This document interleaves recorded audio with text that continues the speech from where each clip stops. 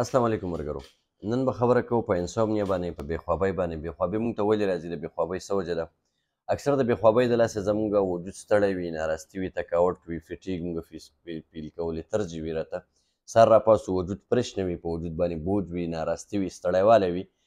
دا د خوب د کمي د وجې نه موږ ته کېږي، او د خوب د کمي ډېر زیاتې وجې دي زموږ سره. خو چونکې شارټلی درته وایم چې د هر څه وجې نه د خوب کمی وي، موږ ته خوب نه پوره کېږي. ډېرو خلکو ته د خپل اکټیویټیز، د خپل کارونو په وجه باندې، یا چې کوم نه مطلب دا ډیوټۍ شیډیول یې داسې وي چې د هغې د وجې نه د هغې خوب ډسټرب وي، یو روټین یې نه وي د خوب. مطلب د ورځې په ټایم کې څوک ویده کېږي، څوک چاته بیا چې د شپې ټایم میلاوي د شپې ویده کېږي، ګډوډ خوب څوک کوي، هغې به د انسومنیا شکار کېږي، یا انسومنیا ورته موږ وایو انسومنیا طرف ته تللی شي. کله چې موږ انسومنیا طرف ته لاړ شو، یا موږ ته بېخوابي راشي، د هغې سره زموږ سره جرنل فیکټرز کې مختلف څیزونه راځي، زموږ لایف سټایل پکې هم راځي، زموږ د هغې سره چې کوم خلک د کیفین استعمال کوي، یا د اډکټډ وي، د نشي استعمالوي، مختلف قسمه نشه کوي، د هغې د وجې نه هم بېخوابۍ طرف ته یا انسومنیا طرف ته به موږ ځو. په انسومنیا کې درته یو څو مختصر میډیسن ښیم، ځان سره یې نوټ کړئ، دا ځان سره ولیکئ، دا ډېر زیات د کار میډیسن دی. د دې سره به ستاسو خوب او ستاسو وجود د ستړیوالی، نارستي، تکاوټ دا به مکمل ټیک کېږي، د دماغونه به بوج کوزېږي، او بالکل ایزي اینډ ریلیکس به فیل کوئ.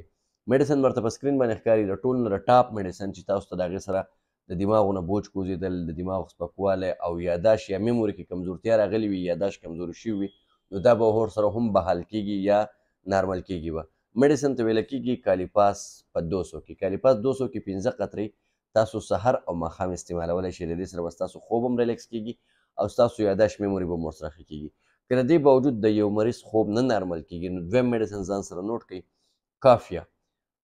کافیا میډیسن چې کوم دی دا په 200 کې راوالی، صرف 15 قطرې ماښام چې کله تاسو بیډ طرف ته ځئ یا ملا سې طرف ته ځئ، په لږ اوبو کې به اچوئ، استعمالوئ به، انشاءالله ستاسو د هغې سره به ښه ریلیکس خوب به کېږي انشاءالله. بالکل د خوب کمی چې کوم وي، خاص کر زیاتره مشرانو ته اکثر دا مسله وي، او هغه انټي ډپریسنټ یا د نشې ګولۍ اخلي.